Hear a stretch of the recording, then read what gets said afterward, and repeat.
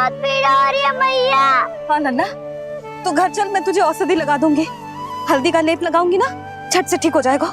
चल चल।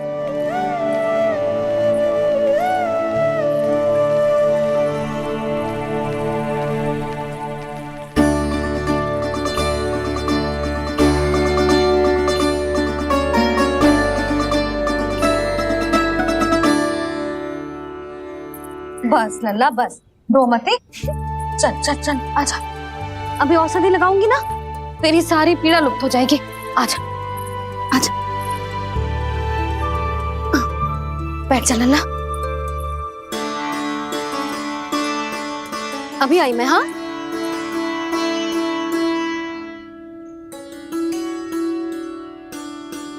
मैया। अरे तो अभी तक रो है? क्या कह रही थी सारी गोपियां? बता। के मेरा लल्ला श्री नारायण का अवतार है, दिव्य है, भगवान है।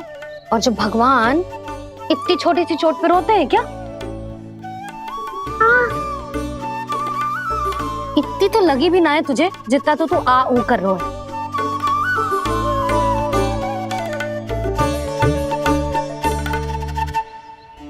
आओ ना, करूंगो। आप ऐसे दुलार थोड़ी करोगी। ओहो, वृंदावन का गौपालक जो इतनी छोटी सी चोट पे रोता है ना? गोप बालकों का मुखिया इतनी छोटी सी चोट पे रोता है? मेरा लल्ला तो सबसे शक्तिशाली है, जो इतनी छोटी सी चोट तो क्या बड़े बड़े राक्षसों से भी ना घबराता है। हाँ, एक बार में सबको समाप्त कर देता है कि ना? हाँ मैया, यदि कोई राक्षस वृंदावन की ओर टेढ़ी दृष्टि करके आएगा तो सबसे पहले कान्हा को सुरक्षा में खड़ा पाएगा, फिर चाहे जो बाल बन के आए या बगुला बन के।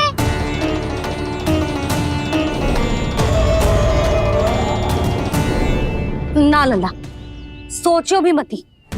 वृंदावन की सुरक्षा करना तेरा दायित्व ना है। तुझे और कोई संकट का सामना करने की आवश्यकता ना है। अभी तो मेरी पीड़िता का हरण कर रही थी, अचानक से क्या हो गया मैया को? कोई आवश्यकता ना है तुझे ऐसे संकटों का सामना करने की। आने दे आज तेरे बाबा को, सीधा सीधा बोल दूंगी। बहुत हो गए उनके तर्क वितर्क।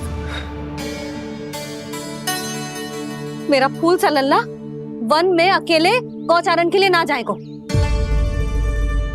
आज बगुले ने निकल लियो, कल का और हो जाए तो? नारायण ना करे, कहीं कछु ऊंच नीच तुझे कछु हो जाए तो? मैं तो जीते जी मर जाऊंगी।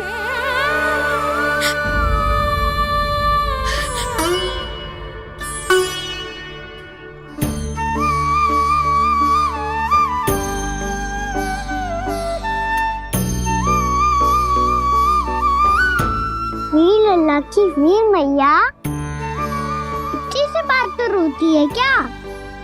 क्या करूं कान्हा, तुझे ऐसे बार बार संकट के मुंह में जाते हुए ना देख सकती मैं। तो फिर मैया मैं वचन देता हूँ, आज के बाद मैं गौचारण के लिए तभी जाऊंगा जब आप आज्ञा दोगी। पक्का?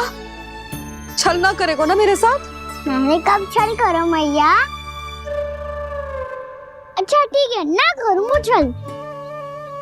यदि आपसे पूछे बिना बाहर निकलो तो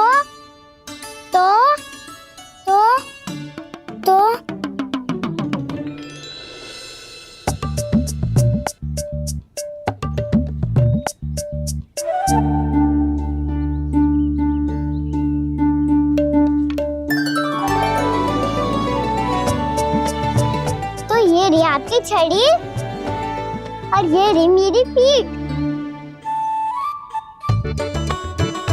ठीक, बिना तापर तोड़। ठीक है, जब तूने अपना दंड निर्धारित कर ही लियो है तो सोच ले अब अगर तूने मेरी बात ना मानी तो तोड़ तोड़ छड़ी पड़ेगी, समझ आई?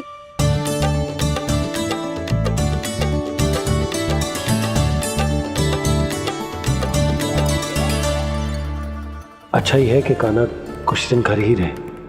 राजवन में जो हुआ है अवश्य कंस ने ही करवाए हुए वो सब।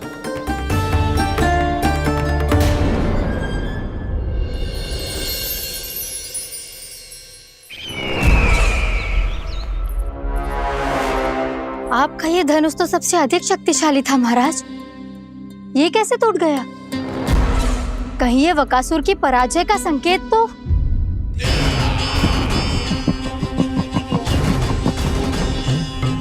प्राप्ति, लगता है तुम्हें शुभ समाचार मिला नहीं। उस बकासुर ने उस विष्णु अवतार को जीवित ही निगल लिया है। अरे अब तक तो उस नन्हे से बालक को पचा भी चुका होगा वो। उसके तन में रक्त बनकर वो विष्णु अवतार और उसकी शक्तियां दौड़ रही होंगी। क्षमा कीजिए महाराज। क्षमा कीजिए, इस अशुभ से मुख से शुभ समाचार आने दो। माथे के बल को ढीला करो, चेहरे पर मुस्कान लाओ और कहो, महाराज, वृंदावन में मातम फैल चुका है। मैं ऐसा ही करता महाराज, यदि सूचना सत्य होती तो।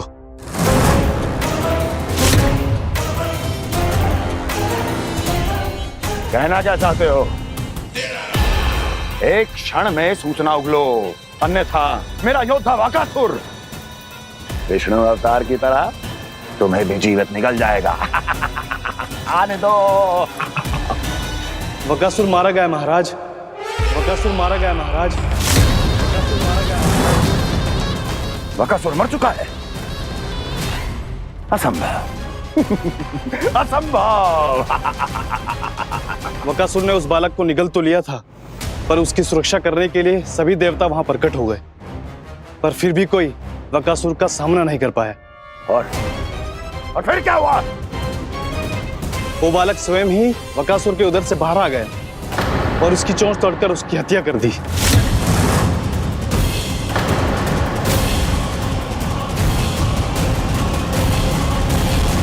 वन में बकासुर की चोंच टूट गई और यहाँ आपका ये धनुष।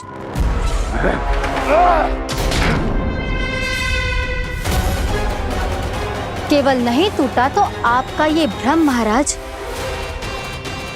क्षमा कीजिएगा महाराज, आपका भ्रम टूटना आवश्यक है। आवश्यक है आपको यह आभास होना कि उस विष्णु अवतार को पराजित करने के लिए आपके साधारण योद्धाओं में वो सामर्थ्य नहीं है। अच्छा सर, उतना तृणावर्त बकासुर ये सब साधारण नहीं थे प्राप्ति, साधारण नहीं थे। फिर तो ये और भी अधिक चिंता का विषय है महाराज, क्योंकि इसका अर्थ तो यही हुआ कि वो विष्णु अवतार कुछ अधिक ही असाधारण है और उसका सामना करने के लिए और उसे मिट्टी में मिलाने के लिए आपको एक ऐसे अस्त्र की आवश्यकता है जो उसके सामने ना झुके और ना ही टूटे।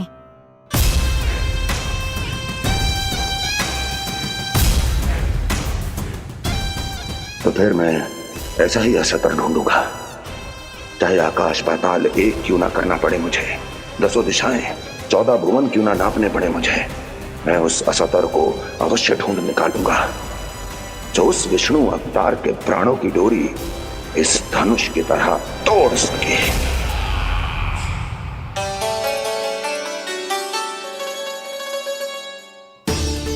थैंक्स मामा ने मैया को वचन दिया है कि जब तक नहीं चाहेंगी मैं वन नहीं जाऊंगा, इसलिए आप मुझे मारने के लिए कोई शक्तिशाली असुर ढूंढने में व्यस्त रहो।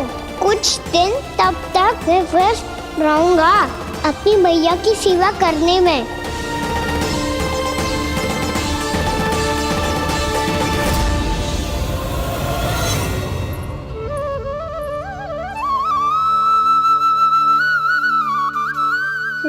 मैया तुलसी जी को चढ़ाने के लिए जल।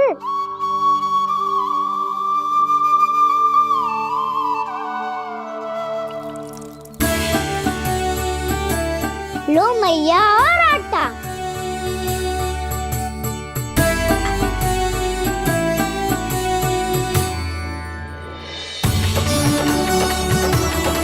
लो मैया बेलन।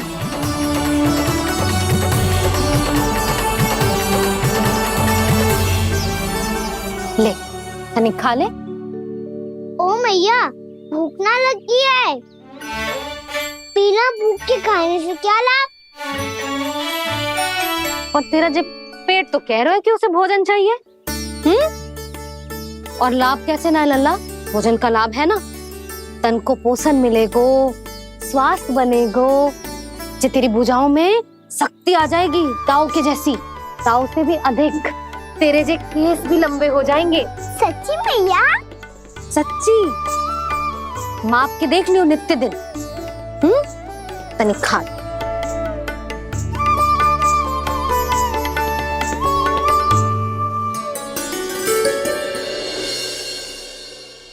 मान के मैया का कहना छक के भोजन खाते हैं,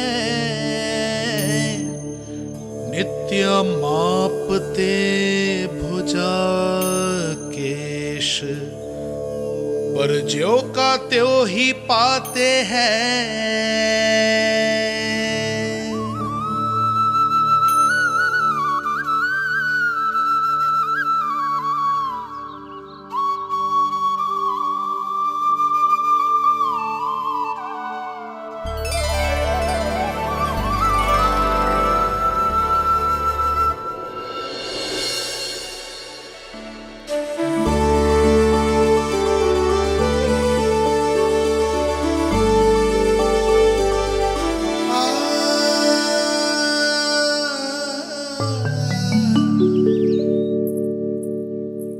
ले लल्ला फल खा ले।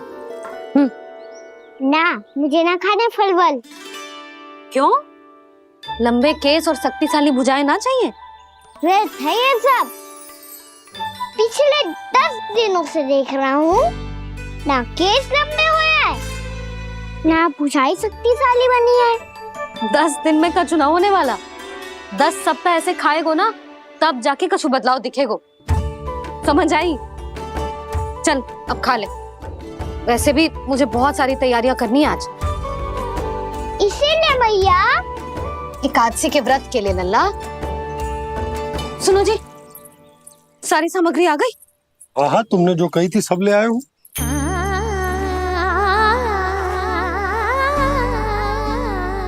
इसमें नारियल तो है ही ना, उसके बिना मैं एकादशी की पूजा कैसे करूंगी? यशोदा, मैंने भोला से कह दिया, वो लेकर आते ही होगा। घबराओ मत। कैसे ना घबराओ जी, आपको पता है ना एकादशी का व्रत मेरे लिए कितना महत्वपूर्ण है। पतो है। अरे इसमें तो दिए भी ना है। दिए ना है? अब मैं अभी लेकर आता हूँ। आप रहने दो, मैं ही लेके आती हूँ। भक्त भोला राम के यहाँ से है। भक्त भोला राम? मेरा अर्थ है कुमार भोला यहाँ के यहाँ से। हाँ हाँ वो ही।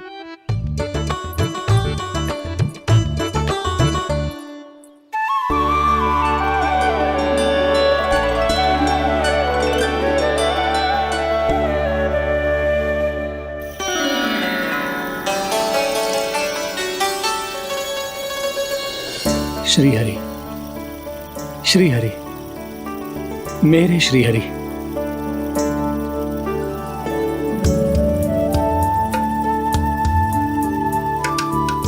मेरे श्री हरि। भोला राम, मेरी मटकी तैयार है? मेरे श्री हरि, मेरे श्री हरि।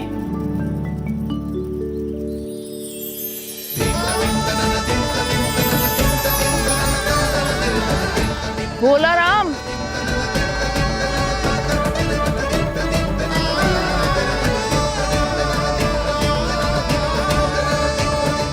भोला काका, ओ भोला काका,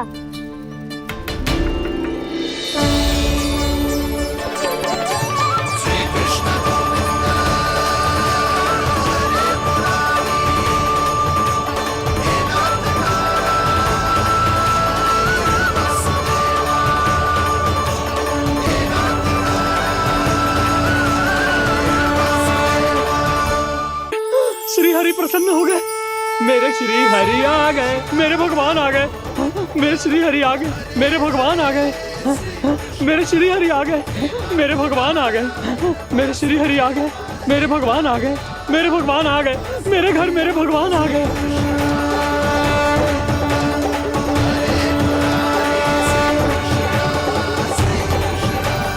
मेरे घर आ गए, मेरे श्री हरि आ गए, हाँ मेरे श्री हरि आ गए। ये तो बावले थे ही, अब बालकन को भी साथ में मिला लिए। उज्जवल क्या कर रहा है? अरे ठहर जा बोला।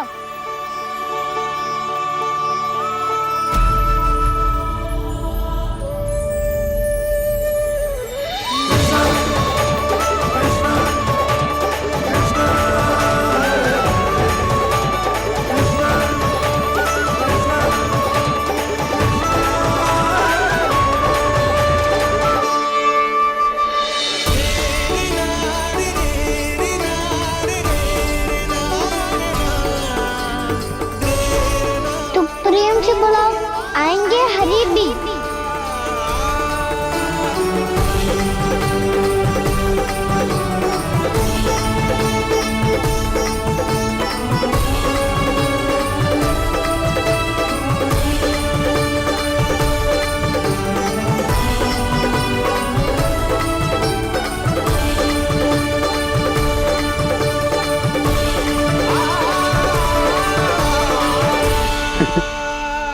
क्या वो गाना? किसकी धुन में झूम रहा तू? निर्मल निशा भक्ति की धुन में।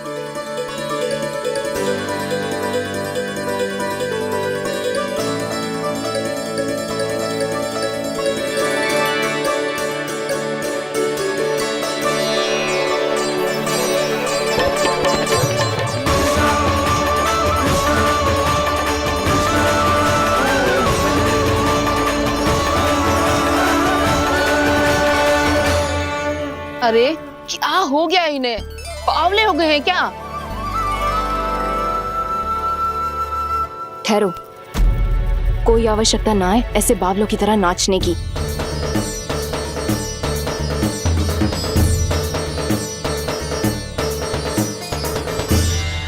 बावले ना है मौसी, भक्ति में रम गए हैं। बस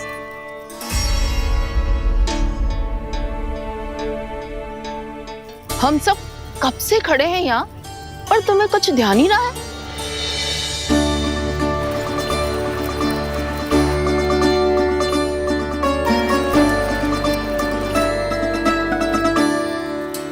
नाच गाने में ऐसे मगन हुए कि हमें देखा भी ना। मुझे नाचते हुए देख मेरे श्री हरि को इतना आनंद आ रहा था कि मैं अपने आप को रोक नहीं सका। और वैसे भी मेरे जन्म का एकमात्र उद्देश्य है श्री हरि की सेवा करना, श्री हरि को प्रसन्न करना। तुम बावले हो भोलाराम, या हमें बावला बना रहे हो? श्री हरि और तुम्हें देख रहे हैं। हाँ, अभी वो यहीं थे, देख रहे थे। भोला काका, आपने भी ना अति कर दी। अब हमें भी बताओ तनी, कहाँ थे श्री हरि?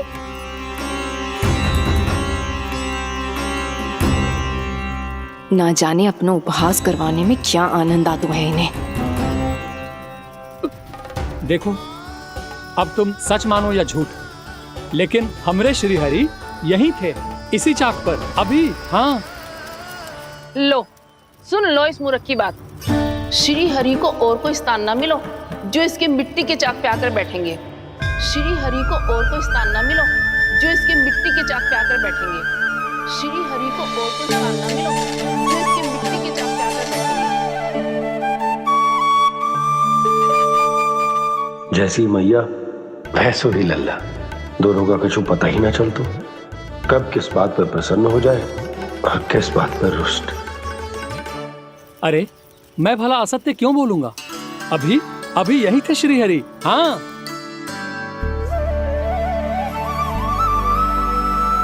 हाँ, जैसे श्री हरि को तो कोई कार्य है ही ना। वो तो आतुर होके बैठे रहते हैं कब तुम हरि हरि बुलाओ और वो दौड़े चले आए। भगवान तो भक्तों के पास आने के लिए सदैव आतुर रहते हैं। बल्कि सत्य तो यह है कि भक्तों के मन में ही निवास करते हैं भगवान।